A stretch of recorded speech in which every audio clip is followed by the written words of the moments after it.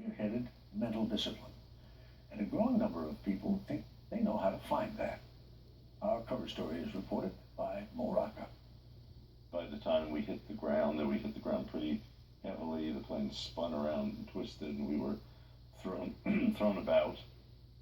There was a great deal of chaos immediately inside the plane. And the cabin was filled with smoke. Yeah, the smoke was now coming up the aisle very quickly. Thick, black jet fuel smoke, thick and noxious. And Susanna said to me almost right away, "I'll never make it. I'm choking already." Alan Lokos and his wife Susanna were on vacation when their plane crash landed in the Southeast Asian nation of Myanmar on Christmas Day 2012. Alan managed to get his wife out of the plane, but when it was his turn to escape, I caught my foot on something, and I was stuck there. So, in a nutshell, I was now standing in fire. even though he was engulfed in flames, Lokos didn't panic. Do you think that came from meditation? Oh, absolutely. You're in fire, so it's a frightening situation. But there was also a sense of calm with that. Lokos, a practicing Buddhist and experienced meditator, made it out. But with burns covering 33% of his body, survival was a long shot. Every doctor who saw me, they all said the same thing. You can't survive these injuries. But Lokos did recover, and he says his ability to remain calm, cultivated from meditating 7 times a day for 20 years, is a big part of why he survived a fiery plane crash. Can you speculate on how things would have gone at that moment had you not been calm? I would be pretty certain that I would have died in the plane. The person right behind me did. It may seem like a stretch that years of meditation, the act of focused, quiet thought, made the difference between life and death in a devastating plane crash. But it's a proposition that's being taken more seriously than ever before. Dr. John Denninger is Director of Research at the Benson Henry Institute for Mind-Body Medicine in Boston, Massachusetts. I have no doubt that that kind of mental training would enable you to essentially put aside the fact that your body is basically yelling emergency, emergency, emergency, and enabling you to attain a certain calmness in the face of that that would allow you to take action. While these people might look like they're in a passive state, their brains are very much active. And meditation, Denninger says, has benefits way beyond staying calm. True or false, meditation can help you lose weight. True. It can help you lower blood pressure. Absolutely true. Meditation helps with irritable bowel syndrome. True. It helps you sleep better. True. It can help you quit smoking. True. Studies have shown that it may have an impact on the cellular level too, slowing the effects of aging and increasing neuroplasticity, which is the ability of the brain to grow new brain cells and develop new connections.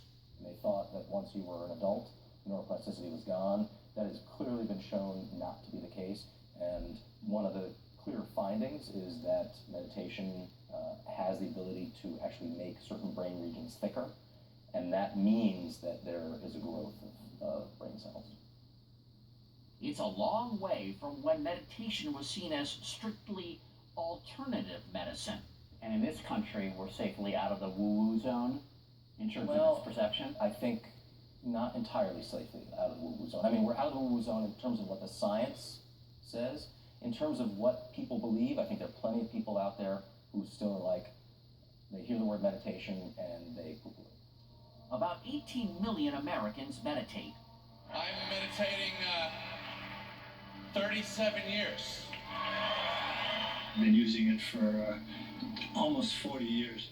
Including some very bold-faced names.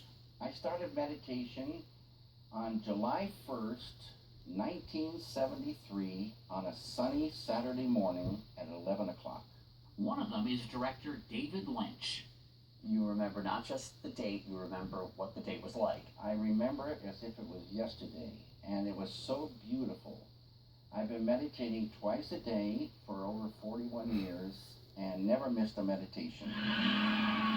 might come as a surprise to learn that Lynch, the director of such dark movies as Blue Velvet and Mulholland Drive, calls himself a, quote, bliss ninny. He practices transcendental meditation, also known as TM. So people see things like stress, traumatic stress, tension, anxiety, sorrow, depression, hate, anger, and fear start to lift away. So it's like pure gold coming in from within and garbage going out. For Lynch and its adherents, TM and its repetition of a personalized mantra can help free the mind from what he calls the rubber clown suit of negativity.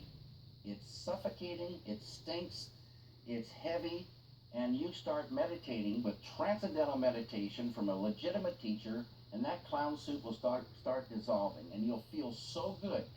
And that's more than just talk. In 2005, he began the David Lynch Foundation for Consciousness-Based Education and World Peace. One of its goals? To teach students, like the ones at this school in Los Angeles, how to meditate. Like sometimes in the morning, I don't want to come to school. You don't want to come to school? I don't. That's the way I felt. Take the meditation. It makes me want to come to school.